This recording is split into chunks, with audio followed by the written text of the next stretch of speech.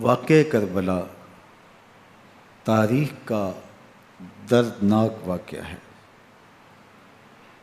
یہ اقتدار کی جنگ نہیں تھی، اقدار کی جنگ تھی۔ دو شخصیتوں کی لڑائی نہیں تھی، دو نظریات کا ٹکراؤ تھا۔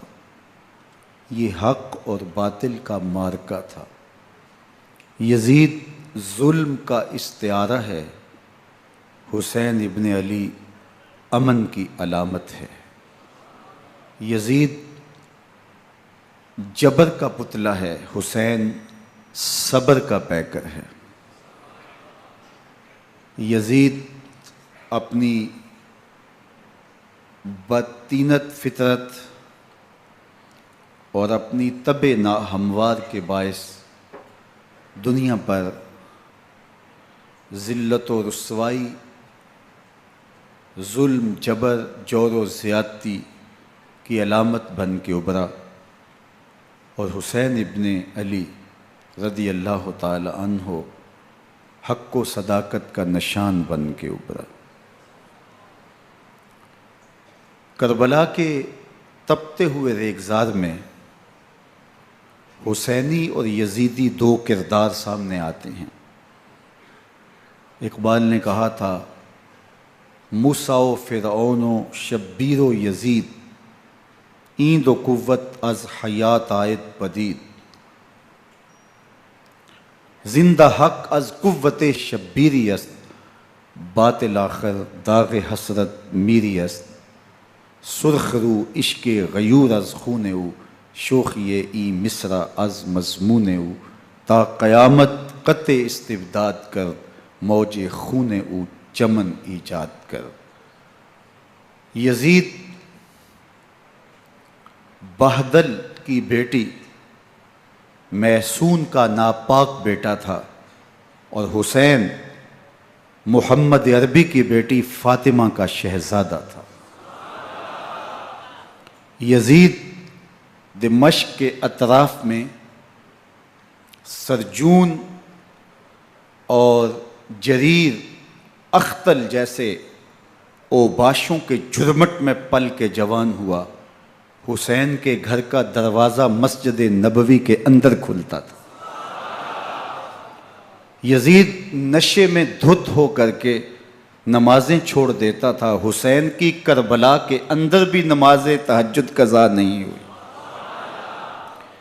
یزید ظلم کا دوسرا نام ہے، حسین امن کی علامت ہے۔ یزید نے زندگی میں ایک مرتبہ حج کیا اور شراب کے مٹکے ساتھ لے کے آیا، اور اختل اور دیگر گویوں اور مغنیوں کو اپنے ساتھ رکھا تاکہ سفر آسانی سے کٹے۔ حسین ابن علی نے 25 حج سواری ہونے کے باوجود پیدل کیے۔ یزید حج بیت اللہ کے بعد مدینہ المنورہ آیا اور شراب کی ایک مجلس بپا کی۔ حضرت امام حسین رضی اللہ تعالی عنہ جب وہاں پہنچے تو شراب کی پھیلی ہوئی بدبو کو محسوس کرتے ہوئے فرمایا، یہ بو کیسی ہے؟ تو نشے میں دھت یزید بولا، یہ شام میں بنتی ہے، اور ایک جام منگوایا اور اس کو پیتے ہوئے دوسرا جام حضرت امام حسین رضی اللہ تعالی عنہ کی طرف بڑھاتے ہوئے کہا، ابا عبداللہ لیجئے۔ تو حضرت امام حسین رضی اللہ تعالی عنہ نے فرمایا، میں اس کی طرف دیکھتا بھی نہیں ہوں، اور پھر وہ عشقی اشعار پڑھنے لگا۔ جب یزید کی شراب نوشی کا منظر امام حسین رضی اللہ تعالی عنہ اپنی آنکھوں سے دیکھ چکے تھے تو مجھے بتاؤ، یزید کے ہاتھ پہ امام حسین کا پاک ہاتھ کیسے آتا؟ حضرت امام حسین رضی اللہ تعالی عنہ جس ماحول میں پلے تھے، جس ماحول میں پرورش پائی تھی، جس ماحول میں رہے تھے، وہ پاکیزہ اور تقدس مآب ماحول تھا۔ اور یزید کبھی اطراف دمشق میں، کبھی غوطہ میں، کبھی الخضرہ محل میں، اور کبھی کہاں داد عیش دیتا رہا اور لہو و لعب کے اندر مصروف رہا، اور اس کی زندگی ان چیزوں سے عبارت تھی۔ وہ محرمات کو حلال قرار دیتا، شراب نوشی اس کی ہڈیوں میں رچی ہوئی تھی، اور شریعت بیضا کا مذاق اڑایا کرتا۔ اور حسین ابن علی رضی اللہ تعالی عنہ کی دوستیاں جن لوگوں سے تھی وہ عبداللہ ابن عباس تھے، عبداللہ ابن عمر تھے، حضرت عبد الرحمن بن ابو بکر رضی اللہ تعالی عنہ تھے۔ یزید تو جوا کھیلتا رہا، یزید تو قمار بازی کرتا رہا، یزید تو شراب نوشی کرتا رہا، اور حسین ابن علی مسجد نبوی کے ممبر میں حضور کے پہلوؤں میں بیٹھتے رہے۔ زمانے نے وہ منظر دیکھا کہ سرخ رنگ کے جوڑے پہنے ہوئے حسنین کریمین حجرہ فاطمہ سے نکلتے ہیں، کم عمری کی وجہ سے کبھی گرتے ہیں کبھی سنبھلتے ہیں، اور آقا کریم خطبہ ارشاد کر رہے ہیں، خطبہ چھوڑ کے حضور نے شہزادوں کو اٹھا لیا۔ وہ منظر بھی زمانے نے دیکھا۔ حضرت عبداللہ بن شداد کہتے ہیں کہ حضور سجدے میں تھے اور سجدہ اتنا طویل ہو گیا، ہمیں لگا یا تو وحی کا نزول ہو رہا ہے یا پھر اللہ کا حکم آ گیا اور اللہ کے محبوب کی روح قبض کر لی گئی۔ لیکن میں نے جب نظریں اٹھا کے ننکیوں سے دیکھا تو کیا منظر تھا کہ حسین ابن علی حضور کی پشت پہ بیٹھے ہوئے اور میرے آقا سجدے کو طول دے رہے ہیں۔ اللہ اکبر! حسین کے لیے پیغمبر کے سجدوں کو طول دیا جا رہا ہے۔ حسین ابن علی کبھی ممبر پہ حضور کی اطراف میں بیٹھتے ہیں، وہ منظر بھی دنیا نے دیکھا کہ حضور کے مبارک کندھوں پر حسین ابن علی بیٹھے ہیں اور حضور کی زلفوں کو پکڑا ہوا ہے۔ تو حضرت عمر رضی اللہ تعالیٰ عنہ دیکھ کے کہتے ہیں واہ واہ کیسی سواری میسر آئی حسین ابن علی کو۔ تو میرے آقا مسکرا کے کہتے ہیں عمر سواری دیکھتے ہو سوار بھی تو دیکھو۔ اللہ اکبر! حضرت اسامہ بن زید بن حارثہ رضی اللہ تعالیٰ عنہ فرماتے ہیں رات کا ایک پہر گزر گیا اور مجھے حضور سے کوئی کام تھا، میں آقا کریم کی خدمت میں حاضر ہوا، در دولت پہ دستک دی، حضور تشریف لائے تو چادر اوڑی تھی، بکل کی ہوئی تھی میرے حضور نے، تو میں نے اپنی حاجت کہی تو حضور نے میری حاجت پوری کر دی۔ لیکن ایک منظر میں نے دیکھا کہ حضور نے جو چادر کی بکل فرمائی تھی اس کے اطراف میں پہلوؤں میں ابھار تھے جس طرح اندر کوئی ہو۔ مجھ سے نہ رہا گیا، میں نے پوچھ لیا، میں نے کہا بندہ نواز چادر کے اندر کیا ہے؟ فَكَشَفَهُ، تو حضور نے چادر کو کھول دیا۔ فَإِذَا الْحَسَنُ وَالْحُسَيْنُ عَلَىٰ وَرِكَيْهِ، تو کہتے ہیں میں نے اپنی آنکھوں سے دیکھا ایک پہلو سے امام حسین لپٹے ہوئے تھے، ایک پہلو سے امام حسن لپٹے ہوئے تھے۔ فرمایا یہ میرے بیٹے ہیں، یہ میری بیٹی کے بیٹے ہیں، اے اللہ میں ان سے پیار کرتا ہوں، تو بھی ان سے پیار کر، جو ان سے پیار کرے اس سے بھی پیار کر۔ ان کی محبت کا درس دیا، ان کے پیار کا سبق پڑھایا، کہا ان سے پیار کرنے والا میرے سے پیار کرنے والا ہے، ان سے بغض رکھنے والا میرے سے بغض رکھنے والا ہے۔ ان کی تکلیف حضور کو بے چین کر دیتی تھی۔ حضرت سیدہ فاطمہ الزہرا رضی اللہ تعالی عنہ کے گھر کے قریب سے گزرے تو حضرت امام حسین کے رونے کی آواز آ رہی تھی، تو آقا کریم علیہ السلام نے فرمایا کہ فاطمہ حسین کو چپ کرواؤ، الا تعلمی ان بقاءہ یوزینی، تو جانتی نہیں حسین کا رونا مجھے دکھ دیتا ہے۔ حسین ابن علی کو حضور رونے نہیں دیتے تھے، ان کو دکھی نہیں ہونے دیتے تھے، کیونکہ رسول اللہ صلی اللہ علیہ وسلم جانتے تھے کہ یہ کتنے دکھ سہے گا، کتنی تکلیفوں سے گزرے گا اور کتنے مصائب سہے گا۔ زمانے نے وہ گھڑیاں بھی دیکھیں کہ حضرت حذیفہ بن یمان رضی اللہ تعالیٰ عنہ فرماتے ہیں کہ میں حضور کی خدمت میں نماز مغرب کی ادائیگی کے لیے حاضر ہوا، اور میں نے یہ اجازت خاص طور پہ اپنی ماں سے اس شرط پہ لی تھی کہ امی آپ مجھے اجازت دیں، میں حضور کی خدمت میں حاضر ہوتا ہوں، مغرب کی نماز بھی ادا کروں گا اور پھر حضور سے عرض کروں گا حضور میرے لیے اور میری ماں کے لیے بخشش کی دعا کر دیجئے۔ ماں نے اس شرط پہ اجازت دے دی اور میں حضور کی خدمت میں آ گیا، نماز مغرب ادا کی، سلام پھرا تو میرے دل میں آرزو تھی میں حضور سے عرض کروں حضور میرے لیے اور میری ماں کے لیے مغفرت کی بخشش کی دعا کر دیں، لیکن حضور عبادات میں، ذکر میں، نوافل میں ایسے مشغول ہوئے کہ میں آرزو رکھنے کے باوجود بھی عرض نہ کر سکا۔ خیر نماز عشاء کا وقت ہوا، اذان پکاری گئی، حضور مصلی پہ آئے، نماز پڑھی، سلام پھرا، تو میرے دل میں پھر خیال آیا کہ ماں سے ایک نماز کی چھٹی لی تھی، نمازیں بھی 2 ہو گئیں، ماں نے جاتے پوچھنا ہے حضور سے میرے لیے اور اپنے لیے مغفرت کی بخشش کی دعا کروائی تھی، تو کیا جواب دوں گا؟ اور حضور اٹھے اور کاشانہ اقدس کی طرف چل دیے۔ اب میرے دل میں یہ خیال رہ کے آ رہا تھا کہ ماں کو کیا جواب دوں گا، میں تو حضور سے بخشش و مغفرت کی دعا کروا ہی نہیں سکا۔ جب حضور چل پڑے تو غیر ارادی طور پہ میں بھی حضور کے پیچھے چل پڑا۔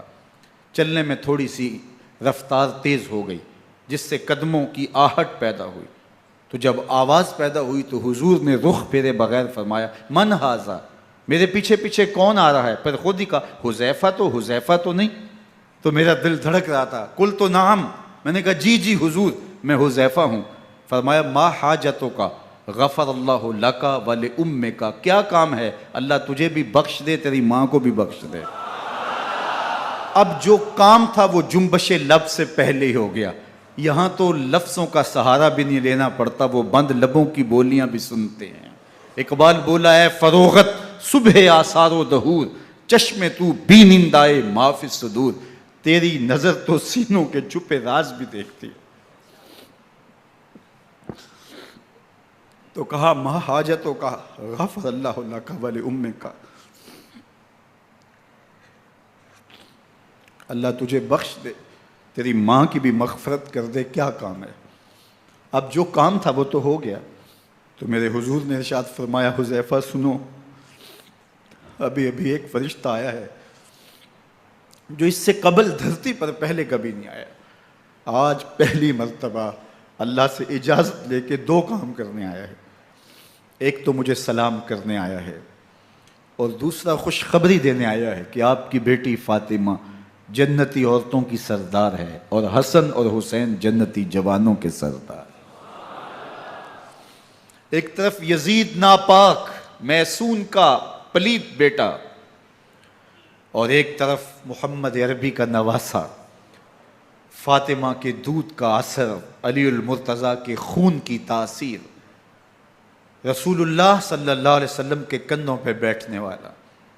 ایک دن حضور نے امام حسین رضی اللہ تعالیٰ عنہ کے ہاتھ پکڑ لیے اور ان کے پاؤں اپنے پاؤں پہ رکھے اور پھر فرمایا بیٹے آگے بڑھو، اور ان کے پاؤں حضور کی پنڈلیوں پہ آئے، پھر کہا بیٹے اور آگے بڑھو، حتیٰ کہ ان کے پاؤں حضور کی رانوں پہ آئے، پھر فرمایا بیٹا اور آگے بڑھو، تو ان کے پاؤں حضور کے مبارک بطن اقدس پہ آئے، پھر بازوؤں کو کھینچ کے اپنے قریب کیا اور حسین ابن علی کے منہ میں اپنی زبان رکھ دی، اور وہ اس طرح چوس رہے تھے جس طرح کھجور چوسی جاتی ہے۔ تو اللہ کے محبوب علیہ السلام نے حسین ابن علی کو اپنی زبان کا لعاب دہن دے کر کے، وہ شیر رحمت دے کر کے، وہ کوثر و تسلیم سے پاکیزہ تر آب رحمت عطا کر کے ان کی ہمیشہ کے لیے پیاس بجھا دی، تاکہ کل کربلا کے تپتے ہوئے ریگزار میں حسین ابن علی کو پیاس کی شدت تنگ نہ کرے اور پائے استقلال میں لغزش نہ آنے پائے۔ ان نازوں سے پالے ہوئے حسین کو، ان محبتوں سے پالے ہوئے حسین ابن علی کو امتحان بھی اتنے بڑے درپیش تھے۔ یاری تیری سونا پر ازمیشاں تیریاں اگ، سونا پرکھیا جامدہ ہے نال اگاں دے لگ۔ جتنا بڑا شخص ہوتا ہے اتنی آزمائشیں بھی بڑی ہوتی ہیں۔ پیغمبر رحمت کی آغوش میں کھیلنے والا، حجرہ فاطمہ کا جانشین، مصلی رسول کا وارث، منبر رسول صلی اللہ علیہ وآلہ وسلم پر حضور کے مبارک پہلو اور گود میں بیٹھنے والا حسین، حضور کی زبان چوسنے والا حسین، حضور کے کندھوں پہ سواری کرنے والا حسین، آقا کریم علیہ الصلوۃ والسلام کے مبارک سجدے کی حالت کے اندر حضور کی پشت پہ کھیلنے والا حسین، جس حسین کا دروازہ مسجد نبوی کے اندر کھلتا تھا اور یزید کی کرتوتوں کے چشم دید گواہ تھے۔ یزید جب تخت نشین ہوتا ہے تو اسے یہ فکر ہوتی ہے کہ امام حسین، عبداللہ بن زبیر، عبداللہ بن عمر، عبداللہ ابن عباس یہ میری بیعت کریں۔ اور وہ ولید بن عقبہ کو لکھتا ہے کہ ہر صورت میں ان کی بیعت لو، اور اگر بیعت نہ دیں تو سختی کرو۔ حضرت امام حسین رضی اللہ تعالی عنہ کو بلاوا آتا ہے کہ آپ کو دارالامارت میں گورنر ہاؤس میں بلایا جا رہا ہے، ولید بن عقبہ کا پیغام آپ کو پہنچتا ہے۔ آپ اس وقت فرماتے ہیں کہ اس وقت جو پیغام پہنچا ہے وہ کسی خطرے سے خالی نہیں ہے، تو کچھ سواروں کو ساتھ لیا، کہا تم دارالامارت کے باہر کھڑے رہنا، اگر میری آواز بلند ہوئی تو اندر آ جانا، ورنہ تم انتظار کرنا۔ آپ اندر گئے۔ ولید بن عقبہ نے مروان کو بھی بلایا تھا۔ مروان بن حکم یہ گورنر مدینہ ولید سے پہلے رہ چکا ہے، تو اس نے مشورہ دیا کہ سختی کی جائے۔ خیر ولید بن عقبہ نے کہا کہ یہ خط ہے، حضرت امیر معاویہ کا انتقال ہو گیا اور یزید تخت نشین ہوا ہے، لہٰذا وہ آپ سے بیعت کا مطالبہ کرتا ہے۔ تو حضرت امام حسین رضی اللہ تعالیٰ عنہ نے فرمایا کہ میرے جیسا شخص یوں چھپ کے بیعت نہیں کر سکتا، اور آپ واپس پلٹے۔ مروان بن حکم نے ولید بن عقبہ کو کہا کہ یہ موقع ہے جانے نہ دیا جائے، اگر یہ نکل گئے تو دوبارہ تم قابو نہیں پا سکو گے اور انہیں یہیں قتل کر دیا جائے۔ حضرت امام حسین رضی اللہ تعالیٰ عنہ نے یہ بات سن لی۔ کہتے ہیں حضرت امام حسین انہی قدموں کے بل واپس پلٹے اور مروان بن حکم سے مخاطب ہو کے کہا، مروان کیا بول رہا ہے؟ وہ خاموش ہو گیا۔ فرمایا تو جانتا نہیں ہم کون ہیں؟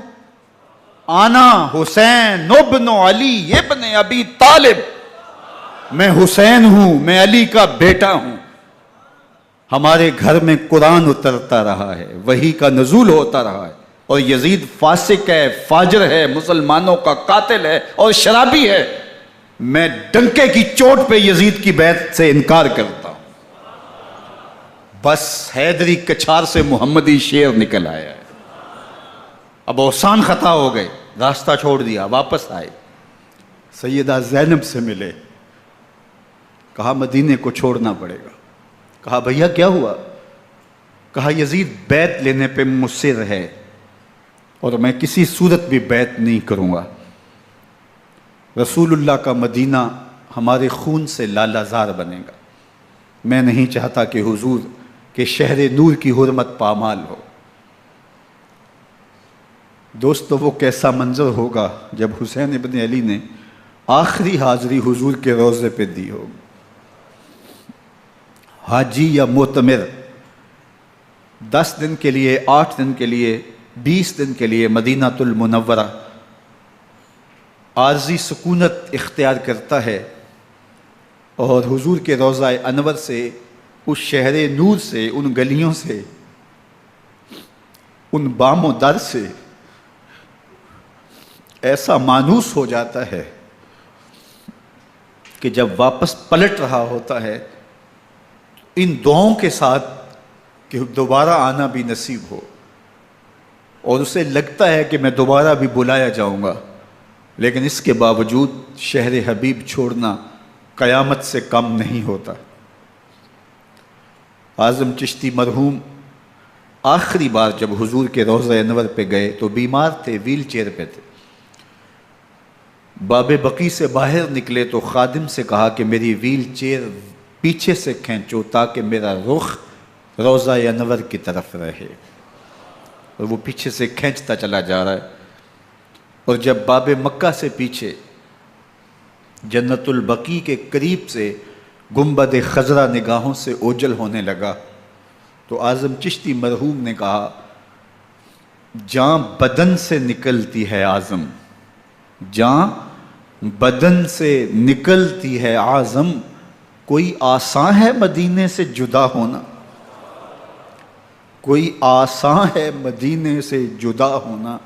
یہ اس شخص کی کہانی ہے جو 10 دن، 5 دن، مہینہ، 2 ماہ وہاں رہتا ہے اور پھر اس شہر کو چھوڑ کے آنا اس کے لیے آسان نہیں ہوتا۔ اور مجھے بتاؤ کہ حسین جو پیدا مدینے میں ہوا، جس کے گھر کا دروازہ مسجد نبوی کے اندر کھلتا تھا، جو مسجد نبوی کے اندر پرورش پا کے جوان ہوتا ہے اور مدینے کی گلیوں میں کھیلتا رہا، اس حسین ابن علی کے لیے مدینہ چھوڑنا، اور پھر وہ اس بات کا علم اور شعور رکھتے تھے کہ یہ آخری بار حضور کے در پہ حاضری ہے، دوبارہ اس شہر نور میں نہیں آ سکوں گا، تو کیا قیامت ہوگی اور کیا منظر ہوگا۔ محمد بن حنفیہ کے علاوہ خاندان نبوت کے جتنے لوگ تھے ان سب نے شہر مدینہ کو الوداع کہا، اور رات کے موقع میں مدینہ المنورہ کو، مسجد نبوی کو چھوڑ کر کے مکہ کی جانب عازم سفر ہوئے۔ 3 شعبان المعظم کو مکہ المکرمہ پہنچتے ہیں، ادھر کوفیوں کے خطوط آنے شروع ہو جاتے ہیں۔ حضرت امام حسین رضی اللہ تعالیٰ عنہ مسلم بن عقیل رضی اللہ تعالیٰ عنہ کو صورتحال معلوم کرنے کے لیے بھیج دیتے ہیں۔ 40,000 کوفی آپ کے ہاتھ پہ بیعت کر لیتے ہیں۔ ادھر 25 پیدل حج کرنے والے حضرت امام حسین 8 ذی الحج کو احرام باندھتے ہیں، لیکن آپ کو پتہ چلتا ہے کہ حاجیوں کے روپ میں قاتل چھپا دیے گئے، تو آپ اس احرام کو حج کی بجائے عمرے میں بدلتے ہیں اور کوفے کی جانب عازم سفر ہوتے ہیں۔ کائنات والو، ذرا سینے پہ ہاتھ رکھ کے دیکھو کہ یہ کتنا مشکل مرحلہ تھا۔ اس دین کی آبرو کو بچانے کے لیے حضرت امام حسین رضی اللہ تعالیٰ عنہ نے کتنا بڑا قدم اٹھایا۔ آپ کے بہی خواہ، دوست، احباب عبداللہ بن عمر یہ سارے روکتے ہیں، عبداللہ بن عباس کہتے ہیں حضرت نہ جائیے، الکوفی لا یوفی، کوفی کبھی وفا نہیں کرتے، آپ کے والد کو وہاں شہید کیا گیا، لیکن آپ ایک فرض کو نبھانے جا رہے ہیں۔ میرے غم گسارو، میرے مہربانوں، نہ روکو مجھ کو جانے دو، مجھے نانے کے دی کی ڈوبتی کشتی بچانے دو، میں جاتا ہوں کہ دنیا پر وفا کا نام رہ جائے، میں رہوں نہ رہوں پر عظمت اسلام رہ جائے۔ میں نہیں جاتا تو نبی کے گھر کی آن جاتی ہے، میں نہیں جاتا تو نبی کے گھر کی آن جاتی ہے، تمہارا دین جاتا ہے میری غیرت ایمان جاتی ہے۔ حضرت امام حسین یہاں سے چلتے ہیں، ابھی راستے میں ہی پہنچتے ہیں کہ یہ خبر آتی ہے کہ کوفے والوں نے بے وفائی کر دی، حضرت مسلم بن عقیل رضی اللہ تعالیٰ عنہ کو شہید کر دیا گیا، نعمان بن بشیر معزول کر دیے گئے، ابن مرجانہ ابن زیاد وہاں متعین کر دیا گیا جو سخت گیر شخص تھا، اور اس نے لوگوں کو ڈرایا دھمکایا اور کوفے کے لوگوں کے دل بدل گئے اور وہ بیتیں توڑنے لگے۔ وہ منظر مسجد کوفہ کا کتنا دلگداز تھا، جب امام نماز کے لیے کھڑے ہوئے تو 40,000 لوگ آپ کے پیچھے تھا۔ جب سلام پھیرا اور امام نے دیکھا کہ پیچھے لوگ نہیں ہیں، پھر لوگوں نے اپنے دروازے بھی بند کر لیے۔ رات کی تنہائیاں ہیں اور حضرت مسلم بن عقیل کو کوئی پناہ دینے والا نہیں ہے، لوگوں نے دروازے بند کر لیے کہ کہیں ہمارے گھر میں نہ آ جائیں اور ہم مشقت اور حکومتی تشدد کا شکار نہ ہوں۔ کتنا دردناک لمحہ ہے حضرت مسلم بن عقیل رضی اللہ تعالیٰ عنہ پہ، اور پھر حضرت مسلم بن عقیل بے دردی سے شہید کر دیے جاتے ہیں۔ آپ ابھی راستے میں ہیں، یہ ساری کہانی پہنچتی ہے کہ حضرت مسلم شہید کر دیے گئے اور بے دردی سے شہید کر دیے گئے۔ وہ جنہوں نے خط لکھے تھے کہ ہم آپ کے ساتھ ہیں اور ہم منتظر ہیں، چشم برا ہیں، آپ کے قدموں کی چاپ سننے کے لیے بےتاب ہیں، آج انہوں نے بیتیں توڑ دی، 40,000 کوفی منحرف ہو گئے۔ مسجد کوفہ کا وہ منظر کس قدر روح کو تڑپا دینے والا تھا۔ ہم پچھلے سال عصر اور مغرب کے درمیان جب کوفہ پہنچے تو سورج ڈوبنے کے قریب تھا۔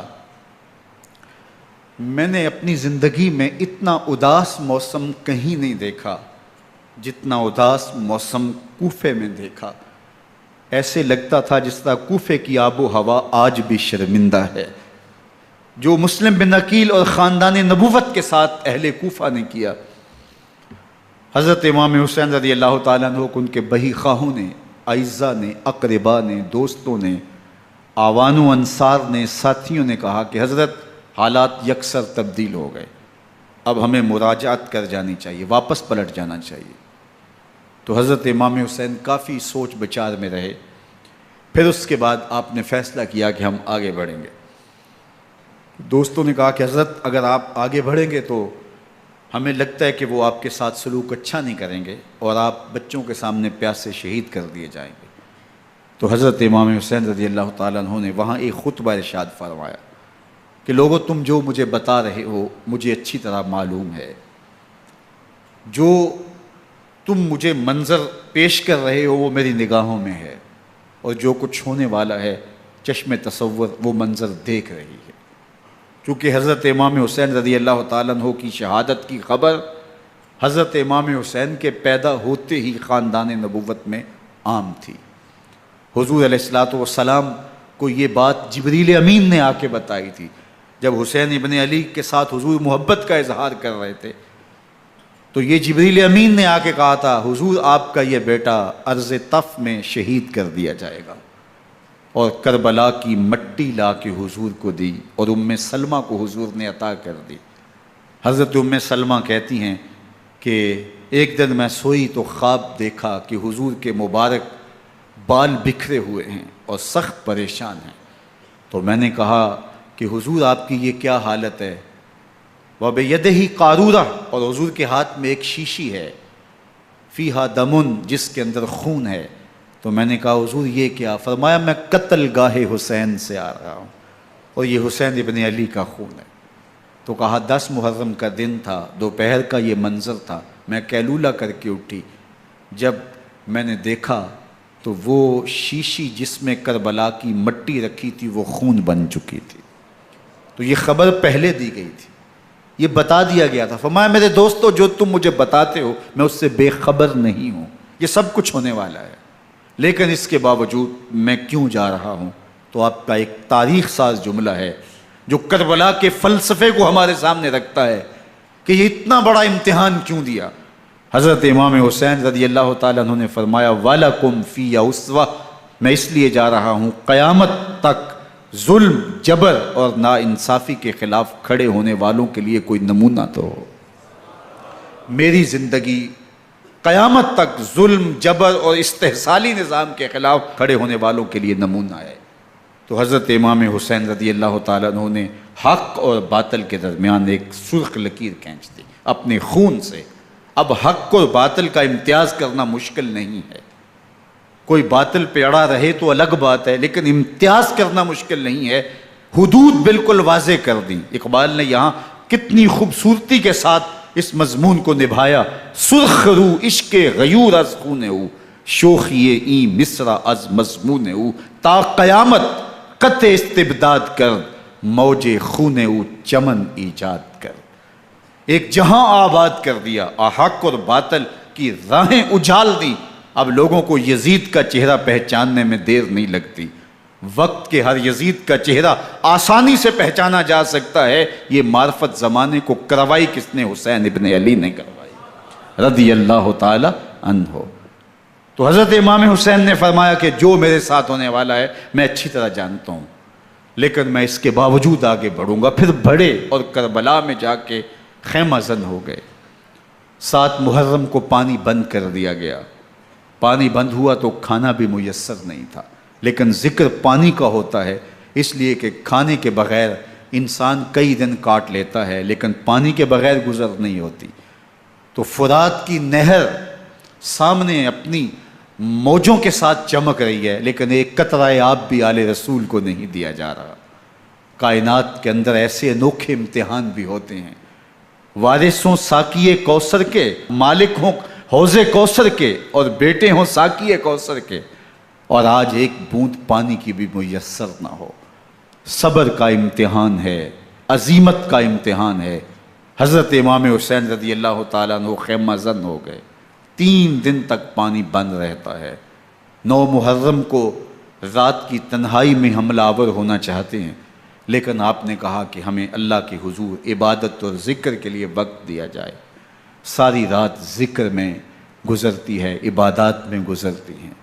رات کے اندھیرے میں آپ چراغ بجھا دیتے ہیں۔ آوان و انصار کو کہتے ہیں کہ ان کی دشمنی میرے ساتھ ہے، انہیں میرا خون چاہیے، اگر تم رات کی تاریکی میں نکل جاؤ تو میں تم سے کوئی مواخذہ نہیں کروں گا، اور یہ بھی تمہارا پیچھا نہیں کریں گے، اس لیے کہ ان کا مطلوب تم نہیں ہو، ان کا مطلوب میں ہوں۔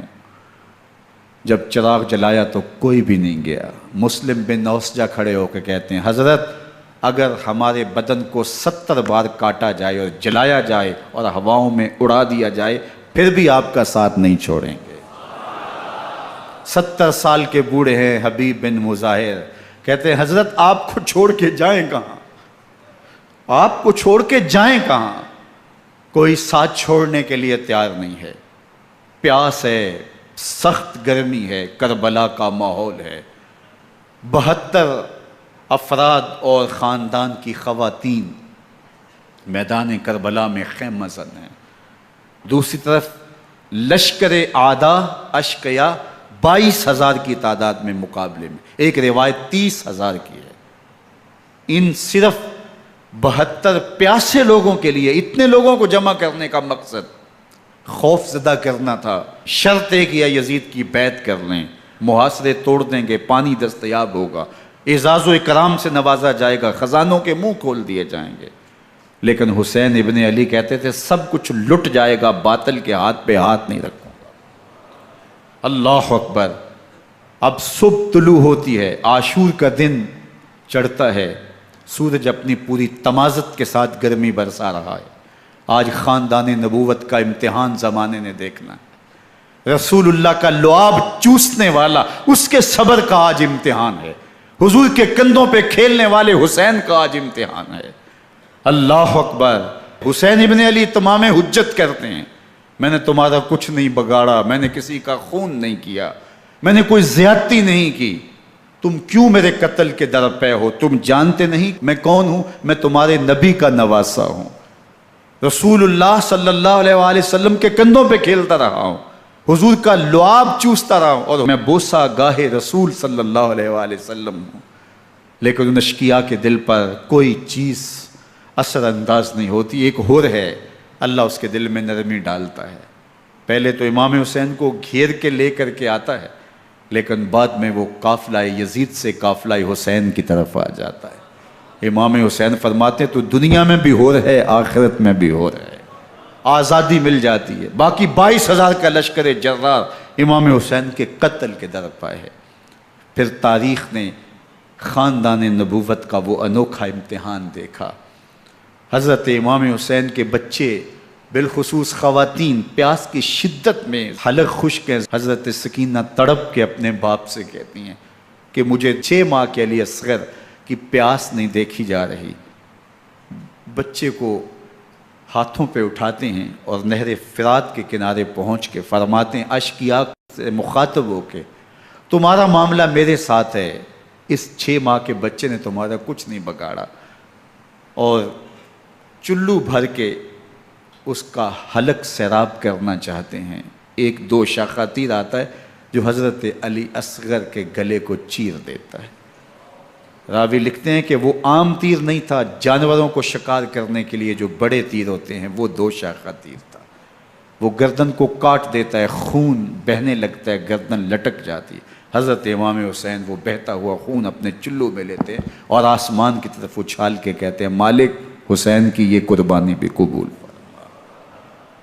یہ تماشا لب بام نہیں ہے، بچہ بیمار ہو ڈاکٹر جواب دے دیں، ماں باپ کے ہاتھ پھول جاتے ہیں، زندگی کی سانسیں ابھی چل رہی ہوتی ہیں، لیکن ڈاکٹر کہے کہ یہ میرے بس کا روگ نہیں ہے، کہیں اور لے جاؤ، تو زندگی کا لف و نشر غیر مرتب ہو جاتا ہے۔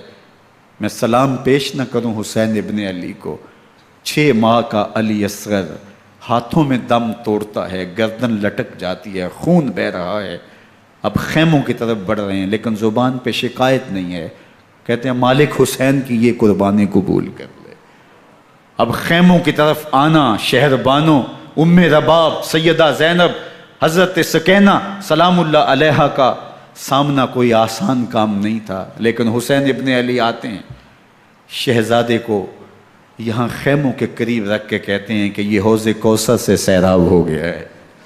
اللہ اکبر، کوہرام مچ جاتا ہے خیموں کے اندر، کیا منظر ہوگا، اور ان کو کن الفاظ کے پیرائے میں ڈھال کر کے ان کیفیات کو بیان کیا جا سکتا ہے جو اہل بیت کے خیموں کے اندر علی اصغر کی شہادت کے بعد کا منظر رقم ہو رہا ہوگا۔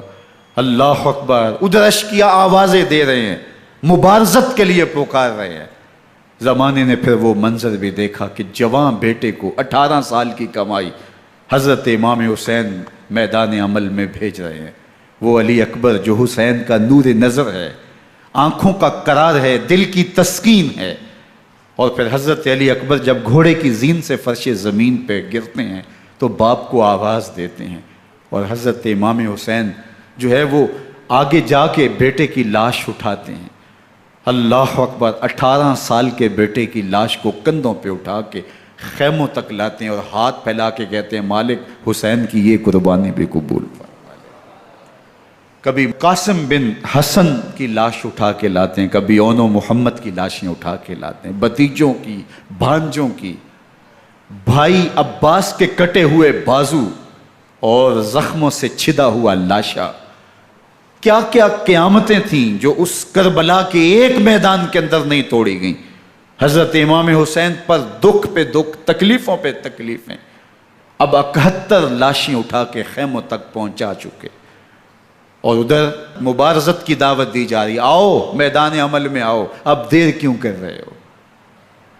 رسول اللہ کا حرم، رسول اللہ کی شہزادیاں جو نازوں میں پلی تھیں، وہ کلیاں جو شبنم کا بوجھ بھی گوارا نہیں کر سکتی تھی، آج مصیبتوں کے پہاڑ ٹوٹ گئے۔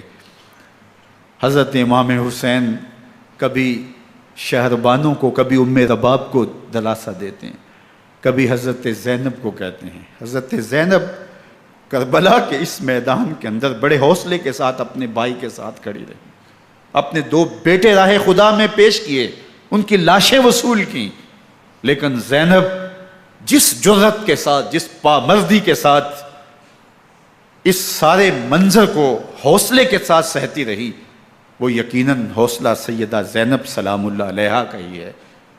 لیکن یہ وہ منظر تھا کہ زینب کا دل بھی ڈول گیا جب حسین ابن علی گھوڑے پہ بیٹھنے لگے، اور ان کو گھوڑے میں بٹھانے والا کوئی نہیں تھا، اور جو بھی سوار جاتا پھر واپس اس کی لاش ہی آتی اور حسین ابن علی لے کے آتے۔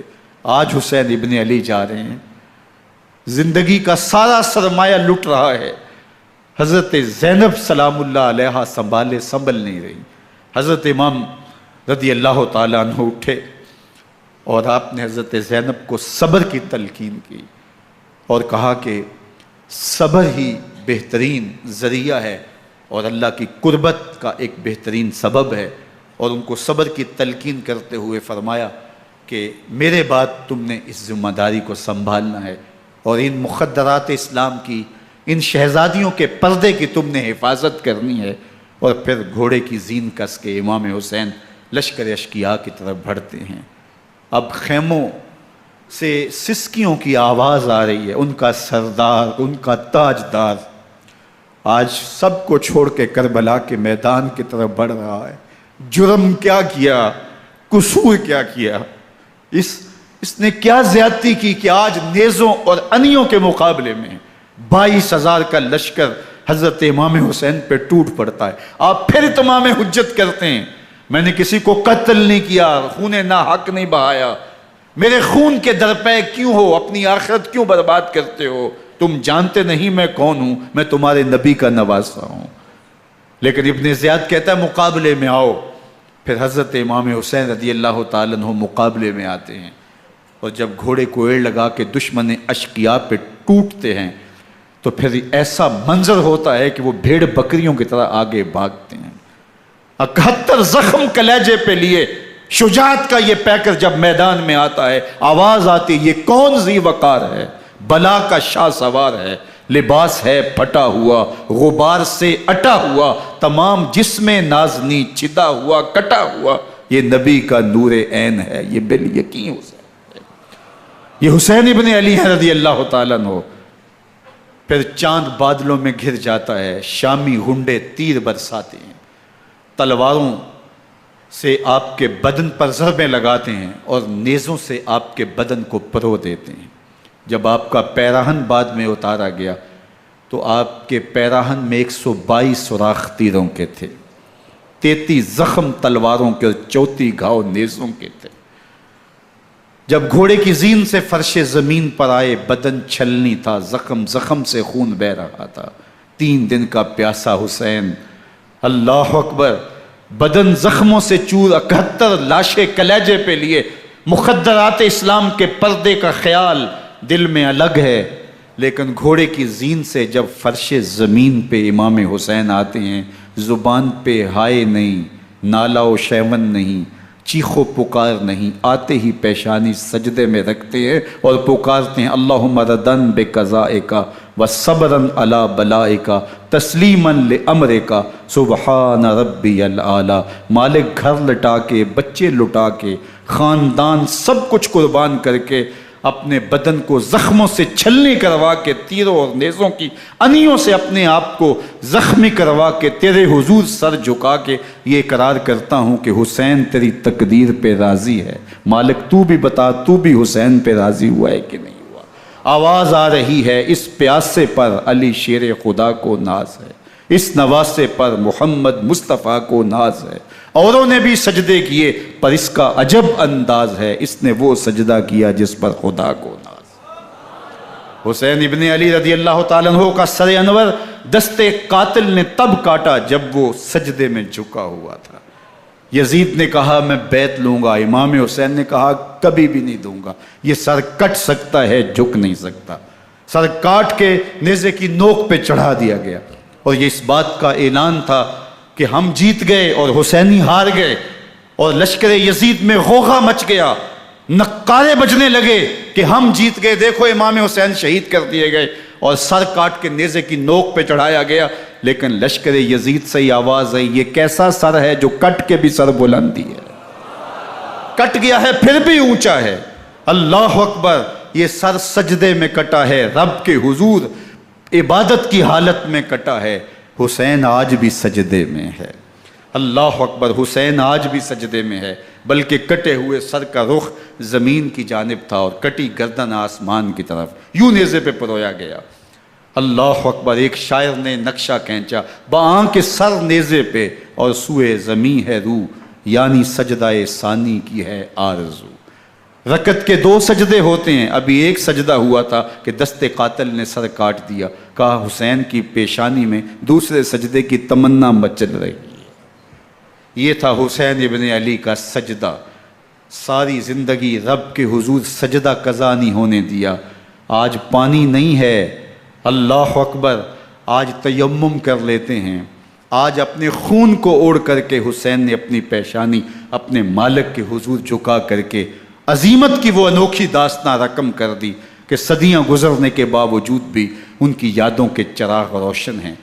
جب حضرت امام حسین اور دوسرے آیان و انصار کو شہید کر دیا گیا تو ان کے سر نیزوں کی نوک پہ چڑھا دیے گئے، حضرت امام حسین کا کٹا ہوا سر اور باقی 71 افراد کے کٹے ہوئے سر نیزوں کی نوک پہ، اور 10 سواروں کو ابن سعد نے کہا کہ ان کو رون دو، اور گھوڑوں کی ٹاپوں تلے حضرت امام حسین رضی اللہ تعالیٰ عنہ اور ان کے آوان و انصار کو جو ہے وہ روندا گیا، حتیٰ کہ ان کی استخوان مبارک، ان کی ہڈیاں بھی چور چور ہو گئیں۔ روننے سے قبل ان کا لباس اتار لیا، ان کے کپڑے اتار لیے گئے۔ اللہ اکبر، کیسی دردناک گھڑیاں تھیں۔ یزید کا صرف یہی بد کرداری کا مرحلہ نہیں تھا، اس کربلا کے صحرا کے اندر یزید نے جس طرح امام حسین رضی اللہ تعالیٰ عنہ کو شہید کیا اور حضرت امام حسین کے خاندان کو شہید کیا، جب مدینہ المنورہ پر یزید نے مسلم بن عقبہ کو مقرر کیا، جس کو بزرگوں نے مصرب بن عقبہ کہا ہے، تو اس کو کہا 3 دن تک مدینے کا حرم تمہارے لیے حلال ہوگا، جو چاہو تم کرنا، اور شامی فوجوں کو اجازت ہوگی۔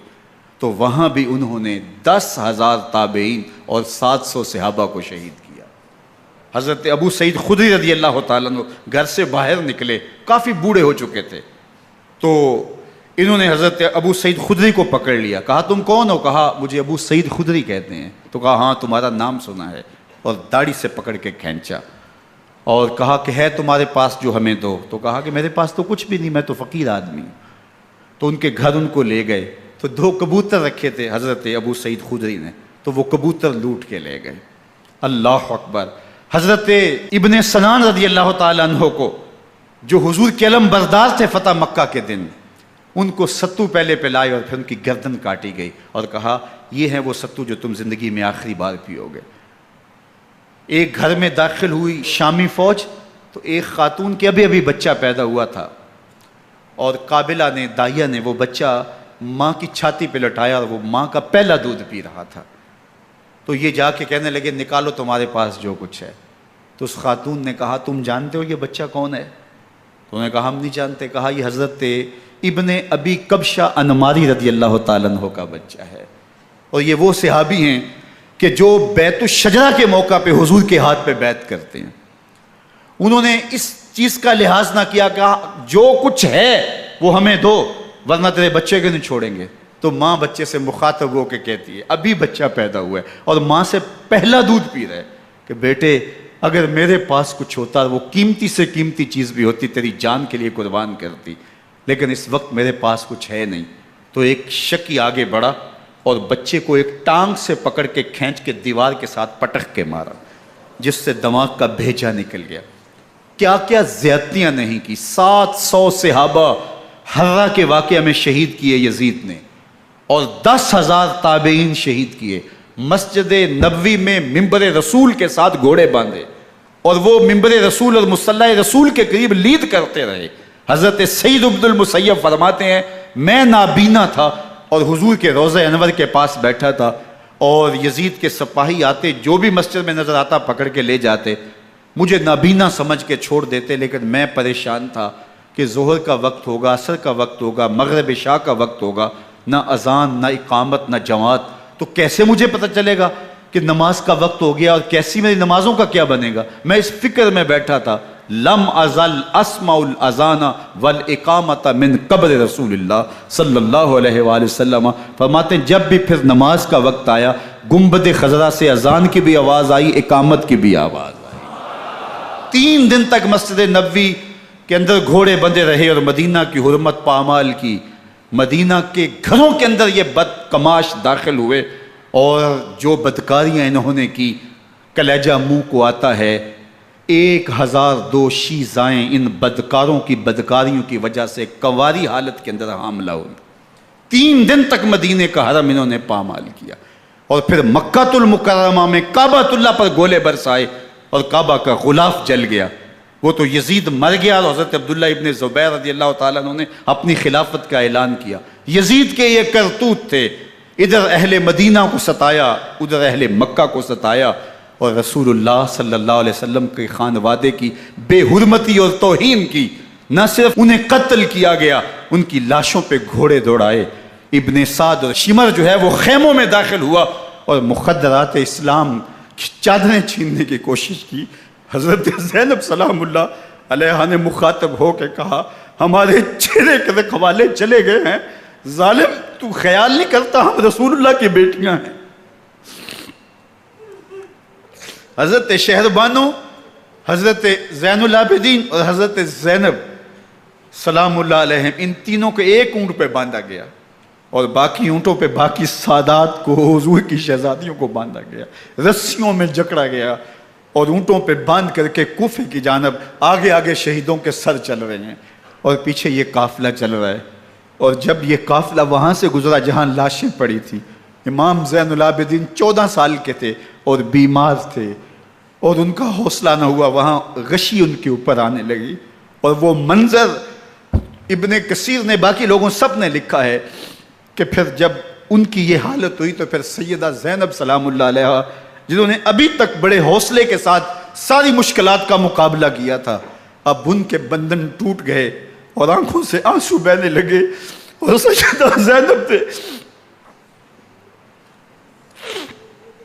امام حسین رضی اللہ تعالیٰ عنہ کی لاش پہ کھڑے ہو کے، اور وہ روندی ہوئی لاش، ٹوٹی ہوئی ہڈیاں، اور وہ برینا بدن، کٹا ہوا سر نیزے کی نوک پہ، اور لاش یہ پڑی ہے، تو حضرت سیدہ زینب نے مدینے کی طرف منہ کر کے جو ہے وہ حضور سے فریاد کی، یا محمد آہو، یا محمد آہو، ھذا حسین بالآراء مزمل بالدماء، یا محمد آہو بناتوں کا سبایا۔ یا رسول اللہ، اے پیارے آقا، یا جد آہو، اے ہمارے نانا محترم، یہ دیکھیے آپ کا حسین پڑا ہوا ہے۔ بدن سے کپڑے اتار لیے گئے، خاک ہوائیں اڑا رہی ہیں، اور اس کے اوپر چادر جو ہے وہ مٹی کی پڑ گئی ہے۔ حضور آپ کی اولاد کاٹ دی گئی، اور پھر کہا بناتوں کا سبایا، حضور دیکھیے آپ کی بیٹیوں کے ہاتھ باندھ دیے گئے ہیں، اونٹوں پہ کس دیا گیا ہے، سر شہیدہ آگے آگے چل رہے ہیں، اور حضرت سیدنا امام حسین کا آگے آگے سر ہے۔ راستے کے اندر ایک جگہ آئی، رات گزری اور ان کو اتارا گیا۔ رات کا موقع تھا، ایک خاتون آئی اور اس نے کوئی کھانا پیش کیا ان کو، اور کہا کہ میں کسی زمانے میں حضرت سیدہ فاطمہ تو زہرا کی نوکری کیا کرتی تھی، ان کی لونڈی تھی، ان کی کنیز تھی، اور آج مجھے پتہ چلا کہ آپ لوگ گزر رہے ہیں، تو میں نے کہا کہ میں اپنی مخدومہ کے خاندان کی خدمت کروں۔ اور پھر اس نے کہا کہ اس وقت سیدہ کی گود میں ایک 6-7 ماہ کی بچی تھی جس کو زینب کہا کرتے تھے، تو سیدہ زینب نے کہا کہ اماں اگر پہچانتی ہو تو وہ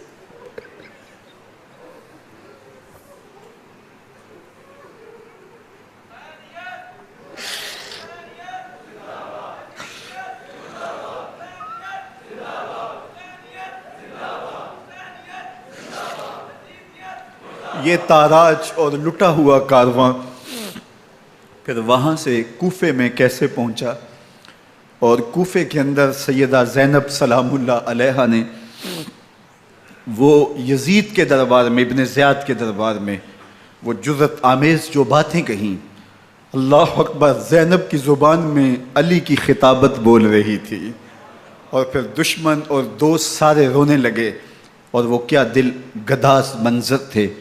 اور پھر یہ سروں کا قافلہ اور سادات کرام کا مشکیں کسی ہوئی ہیں اور اونٹوں پہ باندھے ہوئے، ان کو وہاں سے پھر قادسیہ، اور قادسیہ سے پھر دمشق یزید کے دربار میں پہنچایا گیا، اور وہاں سے یہ لٹے ہوئے خانمہ برباد تاراج لوگ مدینہ المنورہ میں کیسے پہنچے، اور اہل مدینہ نے کیسے استقبال کیا، اور وہ منظر کتنا دلگداز تھا جب اہل مدینہ زینب سے پوچھتے تھے زینب حسین کہاں ہے؟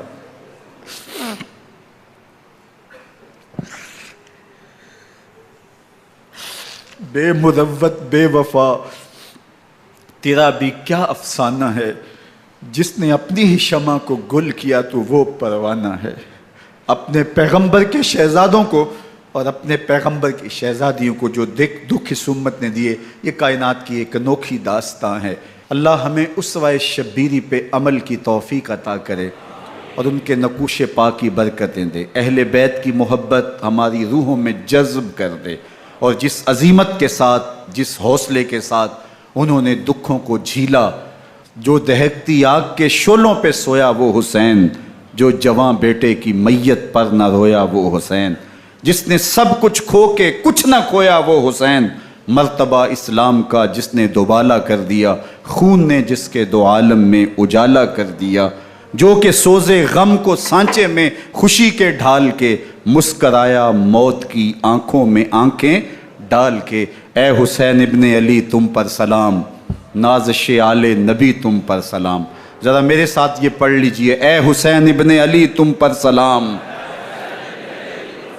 نازش آل نبی تم پر سلام، تم پہ لاکھوں رحمتیں لاکھوں سلام، اے شہیدان محبت کے امام، لالا گوں لالا بدن لالا کفن، اے چمن اندر چمن اندر چمن، زندگی ہی زندگی تیری حیات اے حیات اندر حیات اندر حیات، افتخار ملت بیضا ہے تو، رب کعبہ کی قسم یکتا ہے تو، فخر کا دل میں